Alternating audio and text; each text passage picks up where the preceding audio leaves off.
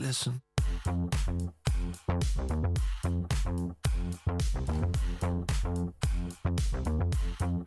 Oh, we're riding high, wild and free, dancing in the shadows, you and me. Feel the heat rise like a fever pitch. One of these days I'll flick the switch.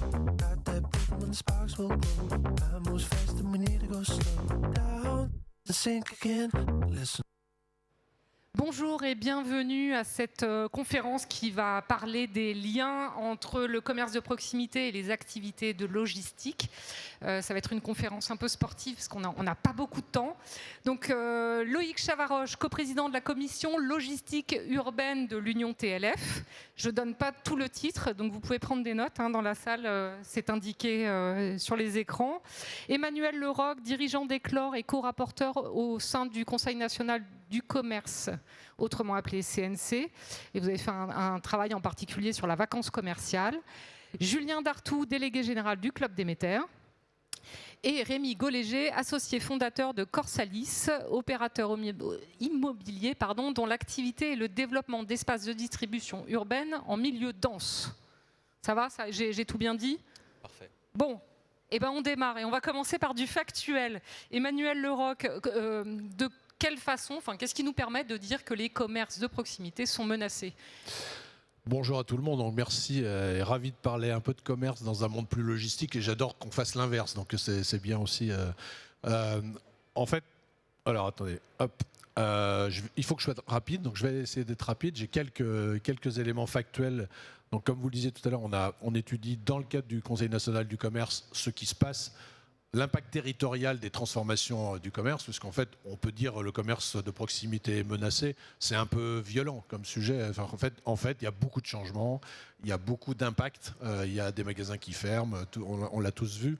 La notion de proximité, c'est un sujet que je ne sais pas trop comment expliquer, parce qu'en fait, la proximité, c'est du commerce qui est près de chez les gens, donc c'est pas que du centre-ville, c'est aussi de la périphérie. Et clairement, il y a plus de difficultés quand même dans les centres-villes et ce qu'on voit en fait.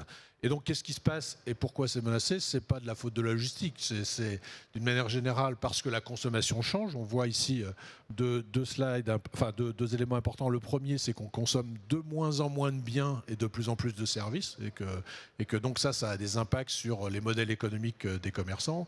On voit évidemment que le e-commerce continue de se développer, même s'il ne représente qu'une quinzaine de % des ventes de détail, mais c'est parfois 25% dans certains secteurs. Et donc ça, c'est évidemment impactant sur la viabilité des magasins. Ensuite, on voit, parce qu'on en parle beaucoup, que la notion de proximité, c'est-à-dire en fait le fait que les gens ont tendance à se déplacer moins loin de chez eux pour consommer est vrai, et donc il y a un développement de la proximité dans les logiques d'achat, mais c'est pas pour autant que ça signe la fin de l'hypermarché, ça signe la fin de très gros hypermarchés, mais du rapprochement d'un certain nombre d'alimentaires ou de ventes Internet, y compris sur des sujets qui se sont développés plus lentement, c'est-à-dire l'alimentaire, donc avec le drive ou la livraison à domicile. Donc ça change. Les flux, on y reviendra, mais ça change aussi les modèles économiques. Et puis si on vient sur le sujet territorial, juste pour se donner une idée, et tout ça n'a pas été créé par le Covid, il y a une tendance très longue de transformation de l'offre, notamment dans les centres-villes, avec une diminution très tendancielle et ancienne en fait du nombre de magasins textiles qui voient à l'inverse se développer des restaurants, etc. Donc ça c'est je dirais l'aspect commerce, qu'est-ce qui se passe dans le commerce. Et puis ensuite, il y a l'aspect immobilier ou l'aspect territorial avec le développement de ce qu'on appelle la vacance, c'est-à-dire les locaux vides durablement, plus de 2 ans, un peu partout. La moyenne, c'est 11%. Aujourd'hui, en France, ça augmente et ça réaugmente depuis le Covid. Et puis, ça augmente pas seulement dans les centres-villes. En fait, la vacance commerciale, elle est encore plus importante dans les galeries marchandes. Alors, on n'a pas le temps d'expliquer pourquoi, mais c'est un rapport aussi chiffre d'affaires sur coût d'exploitation. Et donc, voilà un peu ce qui se passe. Donc, c'est des modèles parfois fragilisés. Et ensuite, ce qui fragilise un peu plus, c'est ce qui peut se passer dans les territoires, on va y revenir, c'est-à-dire, je vais faire cash, mais un magasin non approvisionné et un magasin autant en danger qu'un magasin qui n'a pas de clients. Donc voilà pour faire clair. Juste pour revenir un petit peu sur les chiffres, vous parlez de fermeture, on parle de fermeture nette ou c'est Alors, en textile, je crois, il me semble que, alors je crois qu'il y a eu en 3-4 ans 3000 magasins de fermés. Mais combien d'ouverts? Et 1500 ouverts, donc même en textile. Hein, donc en textile, on a tous l'impression qu'il n'y a que des fermetures, mais il n'y a pas que des fermetures. En restauration, il y a eu beaucoup d'ouvertures, probablement qu'il va y avoir un certain nombre de fermetures. Donc c'est des cycles, on va pas dire normaux, mais à un moment donné, quand le gâteau n'est pas assez gros pour faire vivre les acteurs, bah il diminue. Et dans le textile, un des sujets, hein, c'est alors au-delà du fait qu'on s'habille, alors aujourd'hui on a tous fait l'effort de s'habiller, mais on s'habille plus en sportwear. D'habitude on est nu. Oui. C'est ça. Donc en tout cas, il y a eu des changements d'habitude. Hein, c'est-à-dire que le textile a été pris en partie aussi par les acteurs du sport, mais d'une manière générale, c'est un marché où il y a beaucoup d'acteurs qui représentaient une grande partie de l'offre en centre-ville, c'est-à-dire beaucoup de locaux occupés. Et quand vous avez 40% d'offres auparavant et que vous n'en avez peut-être que 30% demain, ben ça fait 10% de magasins fermés. Donc tout ça, c'est du commerce. Et après, il y a d'autres sujets de type loyers commerciaux, des problématiques de difficultés d'adaptation trop lente du modèle économique, notamment des aspects de coûts d'exploitation. Et parfois, pour parler de coûts d'exploitation, d'augmentation de coûts liés aux approvisionnements, aux problématiques globales d'horaires d'ouverture. Et donc c'est tout un sujet. On parlait d'écosystème dans la table ronde précédente. Je pense qu'on va reparler d'écosystème ici. Alors c'est un petit peu gonflé de poser la question quand même sur SITL, mais certains quand même voient la logistique comme une menace sur les commerces. Alors au-delà du fait que c'est un a priori étrange pour nous, comment on pourrait l'expliquer? Est-ce que c'est parce que on associe la logistique au e-commerce et surtout le e-commerce à la logistique, et du coup on imagine que le commerce de proximité est menacé? Alors déjà, est-ce que le e-commerce menace tant que ça le commerce de proximité? Alors déjà, logistique, transport, il faut voir que la logistique et le transport ne sont que des outils. Le but du transporteur, selon le code du transport, c'est d'amener d'un point A à un point B de la marchandise qui lui est confiée par autrui. Donc il n'a pas la vision sur la nature du transport. Il alimente autant les magasins et le e-commerce alimente aussi des magasins. Actuellement, sur les dernières statistiques que nous avons réussi à avoir, 20% de nos flux correspondent au e-commerce et à la distribution liée au e-commerce à des particuliers. Le reste donc, des flux de transport en ville, c'est 20% en moyenne. Oui. Ce qui est en écho avec les 15% qui ont été donnés tout à l'heure. Donc 20%, ça veut dire que 80% du flux va servir à alimenter les magasins, restauration et l'ensemble de ce qui fait la vie de la communauté. Les services publics, les services hôpitaux. publics, exactement. Donc on voit bien que la logistique est un outil et l'élément principal de l'essor d'une zone commerciale, d'une zone urbaine ou même d'une cité. Et je suis absolument d'accord, un magasin non alimenté, des services de maintenance non alimentés, c'est beaucoup plus pénalisant que ça en a l'air. Un magasin qui n'a plus de marchandises à vendre ne vend plus et donc ne génère plus de chiffre d'affaires. Donc ce travail-là est à voir d'un point de vue global. Et donc non, nous ne sommes pas en opposition. Ce n'est pas une guerre présentée. La logistique intervient sur l'ensemble des flux. Julien Dartout, confirmez qu'il s'agit d'un soutien. Il s'agit forcément d'un soutien. 80% des flux, c'est pas du e-commerce, donc la partie visible de l'iceberg du consommateur et excusez-moi, des pouvoirs publics, c'est souvent peut-être la face visible du e-commerce. Or, la logistique, elle est beaucoup plus large que ça. Elle est indispensable à la vie de la ville. D'ailleurs, sans logistique, il n'y a pas de ville. Hein. Je ne vais pas revenir sur ce qu'on parle d'approvisionnement. Donc, une ville sans voiture, on peut tous la rêver. Une ville sans camion, moi, je la comprends pas parce qu'à un moment donné, il faut bien apporter la marchandise, quoi.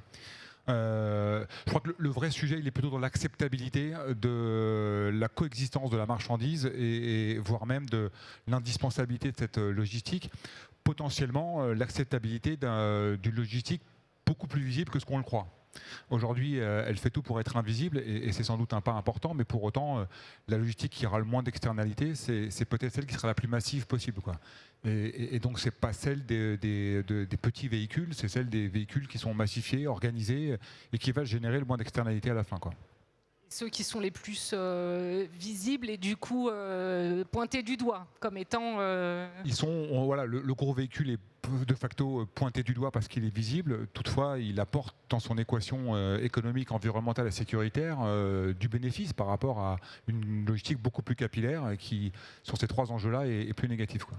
Rémi Golléger, j'imagine que vous confirmez également que la logistique est un soutien au commerce de proximité et à la proximité d'une manière générale d'ailleurs.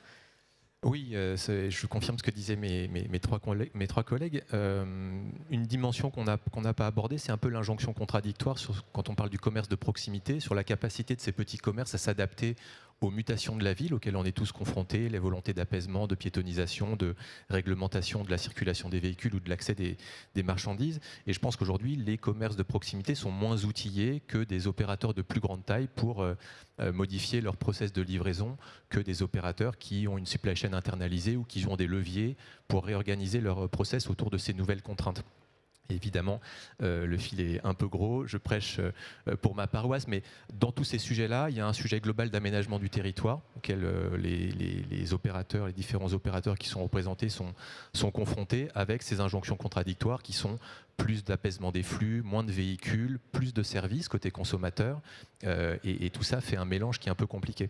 Et effectivement, une des solutions sur lesquelles, comme Corsalis mais d'autres, travaillons, aux côtés des collectivités, aux côtés des opérateurs, c'est de trouver d'autres manières de réintégrer de manière apaisée et acceptable, mais autant que faire se peut efficace, la fonction logistique dans la ville. Ça, c'est une des composantes. Et évidemment, il y a des modifications des process à embarquer et ça plaît à personne. L'exemple récent sur une ville comme Paris, c'est les Jeux Olympiques. Mais ça montre quand même une certaine résilience des modèles et d'une manière ou d'une autre, réussir à trouver des solutions à ces questions de réglementation des accès véhicules. L'autre sujet qu'on peut illustrer aussi par rapport au commerce de proximité, c'est que cette composante de logistique urbaine portée par des opérateurs logistiques transport peut amener au commerce de proximité une offre de services qu'eux-mêmes vont être capables de répercuter sur leurs clients finaux, là encore, qui ne seraient pas capables de mettre en œuvre tout seuls en autonomie.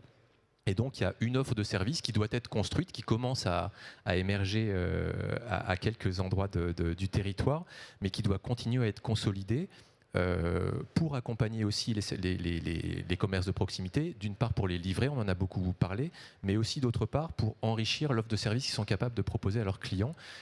Là encore, qui sont possibles pour des grands groupes qui ont la capacité à structurer une offre commerciale avec la logistique qui va derrière, mais qui n'est pas forcément accessible, voire même pas du tout pour des commerces gérés unitairement. Est-ce que la logistique pourrait sauver le commerce de proximité ?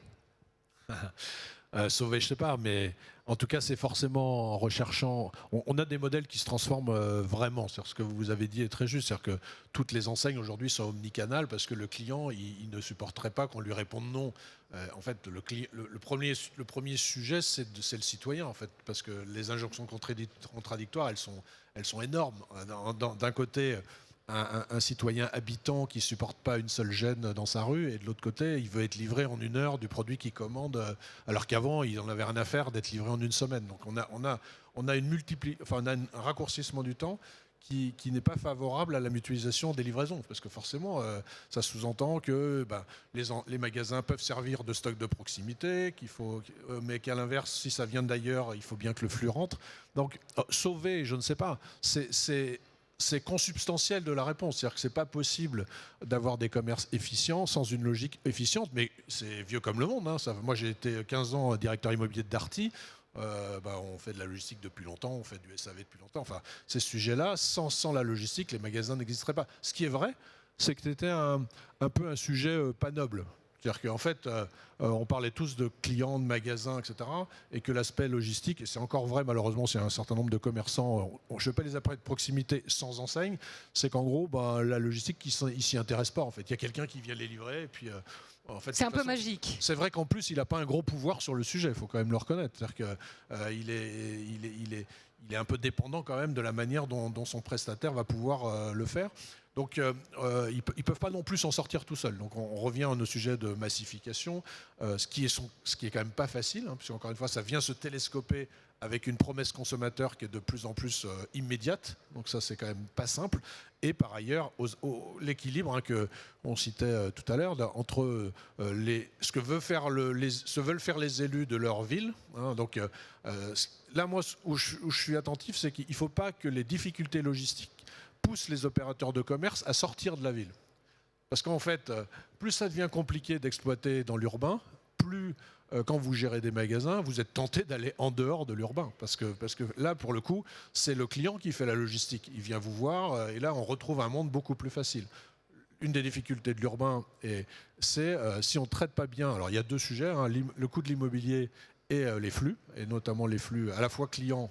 On ne reviendra pas à la voiture, ce n'est pas le sujet d'aujourd'hui, mais en tout cas, on vous le disait tout à l'heure, si on ne livre pas avec des gros camions, eh ben on a 50 petits véhicules. C'est assez simple. Et donc, on ne répond pas à la problématique de l'injonction de la pacification de l'espace public. Mais ça, il y a une acculturation qui a commencé, mais qui n'est pas simple, parce que très longtemps, la logistique, personne s'y intéressait à part les spécialistes. En tout cas, ce n'est pas une fatalité, cette disparition du commerce de proximité et de la logistique. Finalement, en centre-ville, ce n'est pas une fatalité. Pour être provocateur, il faut l'être un peu quand on. Il y a juste un truc sociétal à choisir. C'est est-ce que demain on veut un commerce de l'excellence logistique de la livraison à domicile ou près du client, ou est-ce qu'on veut un commerce qui sert aussi à la vie de la ville et des lieux de vie? Là, on a un peu un choix sociétal. C'est-à-dire que soit on choisit les flux, soit on choisit les stocks. Donc là, oui, on a quelques. Mais c'est pas la faute des logisticiens. C'est est-ce que le marché il va plutôt vers tel ou tel? Les logisticiens, ils vont s'adapter aux besoins de leurs clients. C'est plutôt une conception de la ville et de la société. En tout cas, pour rebondir avec ce que disait Julien Dartout, il y a cette histoire d'acceptabilité de la logistique. Comment on la travaille? Oui, parce qu'on a besoin de ces véhicules, on le voit bien, et la logistique elle a pour habitude de s'adapter. C'est souvent, moins on la voit, mieux on se porte dans une entreprise. Et donc, comment on travaille un peu l'effacement de cette logistique, en tout cas dans ce que nous on voit au sein de nos ateliers, et c'est pas forcément représentatif de l'ensemble des maillons logistiques, mais quand on parle de restauration ou quand on parle de magasins, on cherche à avoir des process de livraison qui sont souvent en dehors en horaire décalé, donc en dehors des heures de pointe dans lesquelles il va y avoir des bus, il va y avoir une vie de la ville un peu différente, de façon à être moins visible. On essaye de maximiser les véhicules qui sont avec des tailles d'emport le plus importantes possible, parce que l'équation que mon collègue vient de donner avec un véhicule léger particulier, elle est encore pire avec du VL et du PL. Donc on va encore davantage réduire le nombre de livraisons. Et puis on va chercher de toute façon à trouver des process de livraison avec des véhicules qui, au-delà du bruit, vont aussi avoir une énergie alternative et embrasser d'autres enjeux comme la sécurité par exemple. Parce que la question de l'acceptabilité, elle est aussi liée à des enjeux de sécurité, Alors, c'est-à-dire, pourquoi des questions de sécurité ? Parce que la ville, elle évolue. Là, on parlait de commerce, mais on pourrait parler d'une autre évolution qui est les pratiques de mobilité des citoyens et des citoyennes. Paris est devenu, je crois, la ville la plus piste cyclable. Je ne sais plus, j'ai vu cette info il y a peu de temps.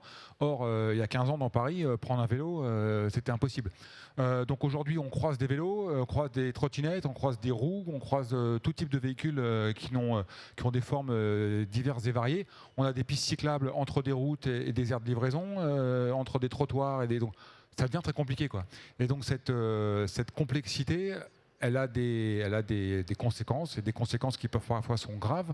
Et donc on essaye en ce début d'année s'attaquer à ce sujet de cette multimobilité et des enjeux sécuritaires, parce que les poids lourds, ils sont très très très visibles. Et ce qui est visible est médiatique, et sans faire le vieux, mais aujourd'hui il y a un autre truc qui s'appelle les réseaux sociaux, et donc dès qu'un camion va avoir un problème avec un autre enjeu de mobilité, dans les minutes qui suivent, tout le monde est au courant. Et donc il y a, dans l'enjeu d'acceptabilité, au-delà de la taille, il y a les enjeux sécuritaires qu'on ne peut pas mettre de côté, parce que sinon, là aussi, et à juste titre, le citoyen et la citoyenne ne voudra plus voir de poids lourds en ville. Travail sur l'acceptabilité de la logistique. Alors acceptabilité, oui. Adaptabilité aussi. Le transport s'est toujours réinventé et continuera à se réinventer. Les nouveaux véhicules électriques qui arrivent aujourd'hui, y compris en VL, nous donnent une meilleure vision périphérique, augmentent, on a des meilleurs systèmes de sécurité qu'il y a quelques années. Alors ça génère d'autres problématiques de coûts sur les véhicules qui vont immédiatement de pair. Le poids lourd sera quand même toujours nécessaire avec des nouveaux modes de poids lourd, pareil, qui vont être surbaissés pour certains, dans lesquels on aura une meilleure vision. Mais l'acceptabilité passe aussi par une modification à tous de nos habitudes de consommation et des habitudes d'accès dans certaines zones. L'accès en hors horaire est une nécessité dans beaucoup de villes. Les livraisons nocturnes sont des solutions qui sont très intéressantes, surtout que maintenant nous avons des véhicules avec une signature sonore qui est beaucoup plus faible. Donc on va se réinventer, on va créer de nouvelles solutions et on va aussi pouvoir s'adapter sur par exemple la circularité. La circularité, c'est le fait de retirer des marchandises non vendues ou devant être réparées ou même usagées de certains centres-villes. Et donc ces nouveaux métiers-là vont s'accompagner aussi par une logistique spécifique qui est à inventer ou à réinventer dans les années qui viennent. Et qu'est-ce qui a déjà été fait? Donc on a parlé de l'électrification des véhicules. Bon, sur la taille des véhicules, ça, c'est difficile à faire comprendre que plus c'est gros et plus ça passe, dans le sens où sinon c'est 50 véhicules légers qui viennent remplacer pour la même quantité. Qu'est-ce qu'il y a d'autre qui... Alors, globalement, le secteur du transport et de la logistique a fortement investi dans l'IA depuis de nombreuses années. Donc les kilomètres à vide ont quasiment disparu. Les véhicules ont un meilleur taux de remplissage. Aujourd'hui, dans la conférence d'avant, il y avait une invitation à venir voir les bâtiments logistiques. Je vous confirme avoir le Tetris qui est réalisé par les chauffeurs tous les matins et tous les soirs, y compris dans les véhicules de moins de 3,5 tonnes pour avoir un taux de charge maximum. Donc tout ce travail-là est en cours. Il y a beaucoup de travail aujourd'hui sur la suppression des emballages jetables avec la mise en place de réutilisables. Donc tous ces schémas-là, en fait, c'est vraiment multifacette. On est vraiment sur un travail holistique pour pouvoir réussir à transformer, à baisser aussi le volume d'émissions carbone, baisser le bruit, baisser l'ensemble des nuisances, tout en assurant un service maximum avec de la concertation. Et c'est aujourd'hui la concertation qui est vraiment un élément à mettre en avant. Et Corsalis, donc, vous travaillez sur le développement d'espaces de distribution urbaine en milieu dense. Est-ce que le signal que la logistique est acceptée en ville sera en fait le moment où il y aura suffisamment d'espaces logistiques parce que est-ce qu'aujourd'hui il y a la place de construire ces espaces? Il faut la trouver. Ouais. Est-ce que c'est de plus en plus facile? Non, pas vraiment. Non. Mais c'est pas grave, c'est ça qui fait l'intérêt de l'enjeu. Mais on est dans une logique un peu de l'œuf ou la poule. Les villes se referment progressivement de manière unilatérale. C'est un mouvement, je pense, sur lequel on ne reviendra pas en arrière maintenant. Et il faut trouver des solutions. Les solutions, elles ne sont pas forcément de pouvoir... elles sont multifacettes. Elles sont liées à des modifications des usages de consommation, même si c'est un peu philosophique et que personne n'a la main autour de cette table. Elles sont par l'adaptation des moyens qui sont utilisés, donc des véhicules de transport comme il était évoqué à l'instant. Elles sont liées à des évolutions de la manière d'aménager la ville et de circonscrire ou contraindre les flux de marchandises, et elles sont dans la mise à disposition de solutions immobilières, quelles qu'elles soient. Elles sont protéiformes, qui permettent d'abriter les flux logistiques en question. Et encore une fois, il faut accepter que pour livrer la ville, en fonction des quartiers, en fonction des destinataires de ces livraisons, qu'ils soient particuliers, commerces de proximité ou grandes enseignes, les solutions logistiques deviennent multiples, là où jusqu'à présent, je caricature à gros traits, il y avait un poids lourd qui partait de 15 km de la ville et qui faisait sa tournée de livraison. Je caricature, c'est évidemment pas tout à fait comme ça que ça se passe, mais et demain ça n'est plus vrai parce qu'à certains endroits, on ne pourra pas accéder avec le même véhicule que pour livrer l'hypermarché fut-il en hypercentre. Et je pense que ce qui a été dit auparavant, ça passe par une bonne concertation. On est sur des temps longs parce qu'on parle de l'aménagement du territoire, on est sur des choses qui sont un peu unilatérales, contrairement aux grandes orientations qui sont pilotées à l'échelle nationale, et on est sur des enjeux pour les porteurs de projets, que ce soit les opérateurs transport logistique qui prennent des décisions structurelles de renouveler leur flotte de véhicules par exemple, ou pour des choses relatives à l'immobilier qui nécessairement se font sur des temps plus longs et qui engagent des capitaux. Tous ces opérateurs ont besoin d'un peu de visibilité. Au moins pour être certain de ne pas voir contrarier des efforts qu'ils auraient engagés il y a 1, 2, 5 ans, balayés par la mise en place d'un dispositif dont on n'aurait pas eu connaissance avant. Donc je pense qu'il y a un enjeu, et c'est déjà le cas aujourd'hui pour être clair, mais qui doit être renforcé, que tout cet écosystème, comme on l'évoquait, se parle, et que chacun dans son couloir, dans son métier, sache à peu près où va l'autre pour que chacun s'adapte. Loïc Chavaroche, vous vouliez ajouter quelque chose? Oui, on a des nouveaux modes qui vont arriver en multimodalité. On a quand même une multitude de sujets, à la fois pour une meilleure utilisation des voies d'eau navigables, qui aujourd'hui sont encore faiblement utilisées sur le secteur français. On a des inventions, on a des nouveaux modes à créer. On voit la Belgique qui aujourd'hui crée des zones vraiment ancrées au travers d'une multimodalité, avec un accès à l'eau, avec des outils pour pouvoir faire de la manutention de façon assez rapide, y compris dans des petites zones industrielles. Donc ça, c'est très intéressant. On a la cyclo-logistique qui est aussi une activité très importante. Alors essentiellement le jour, la nuit est un peu compliqué encore. On a encore des risques d'accidentologie qui sont assez forts sur ce métier-là qu'il va falloir qu'on résolve. Et surtout, moi je veux vraiment appuyer sur la concertation. Tout à l'heure on a parlé des JO. Et les JO ont été une expérience vraiment extrêmement intéressante pour le secteur du transport et de la logistique.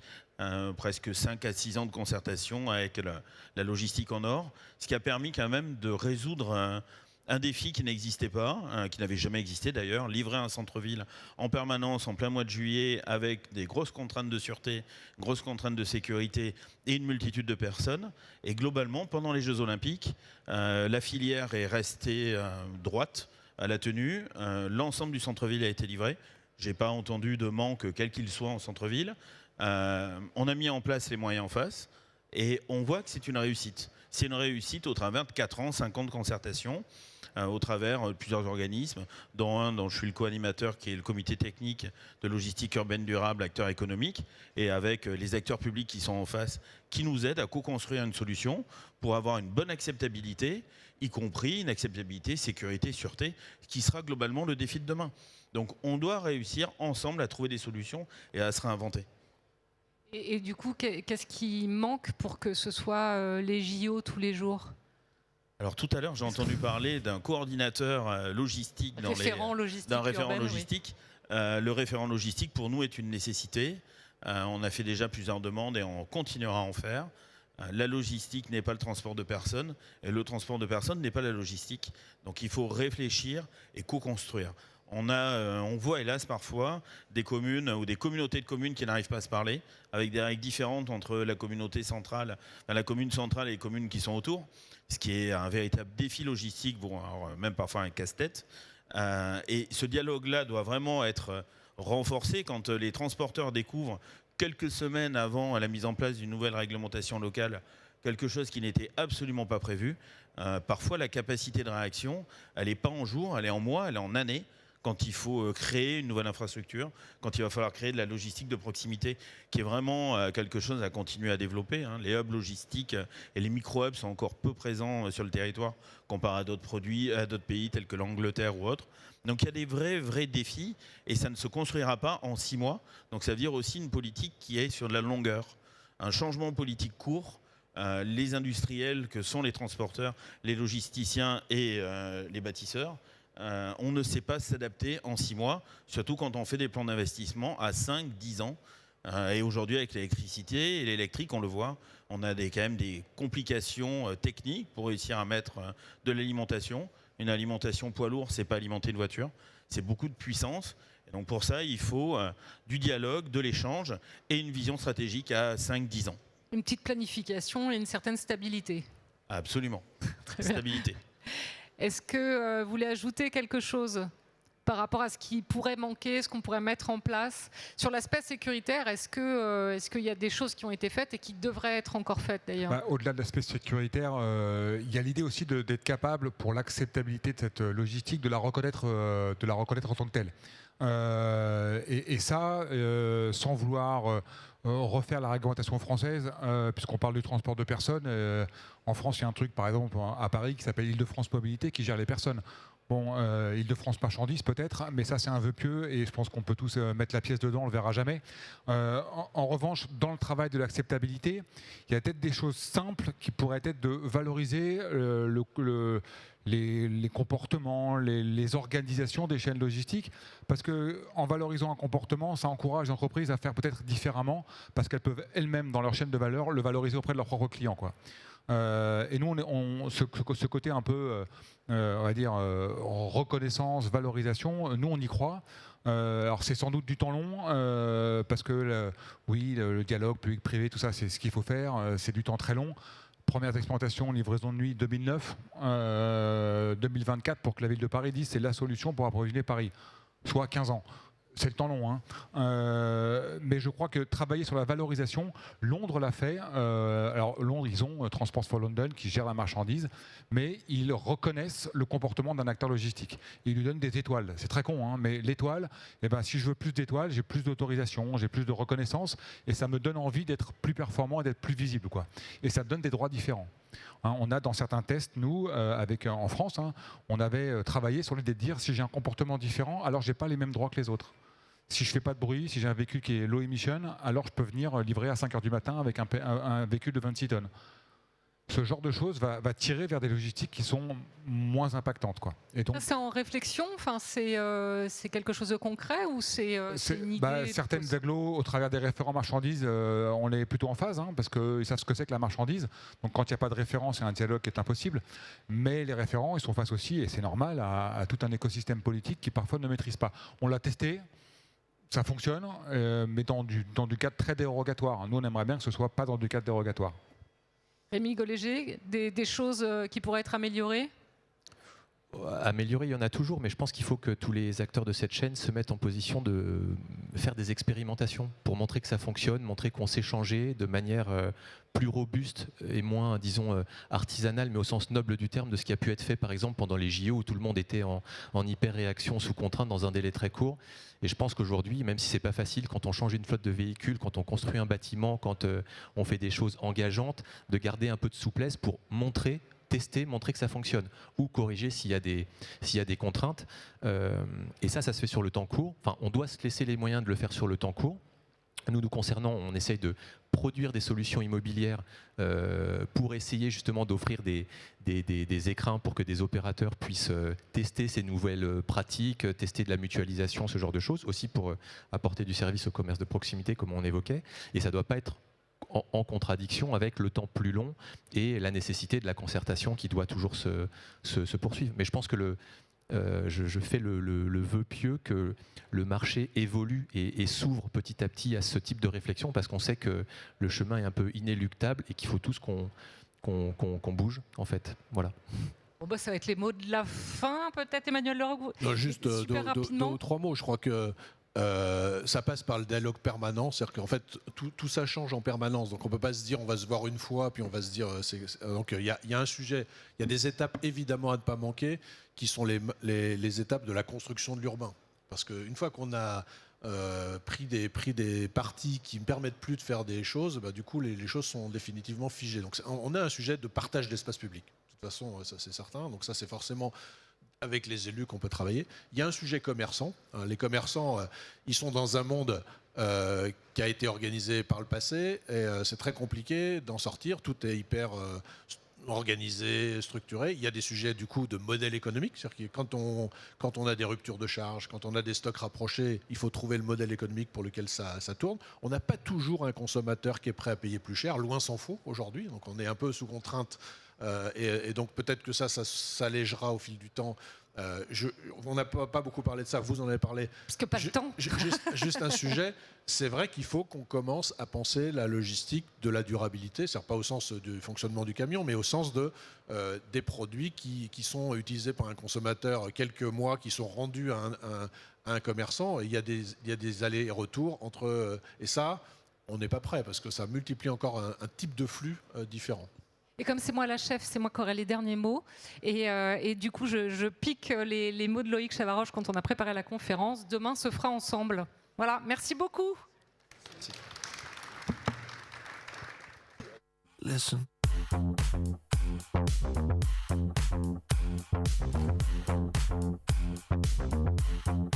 Oh, we're riding high, wild and free, dancing in the shadows, you and me.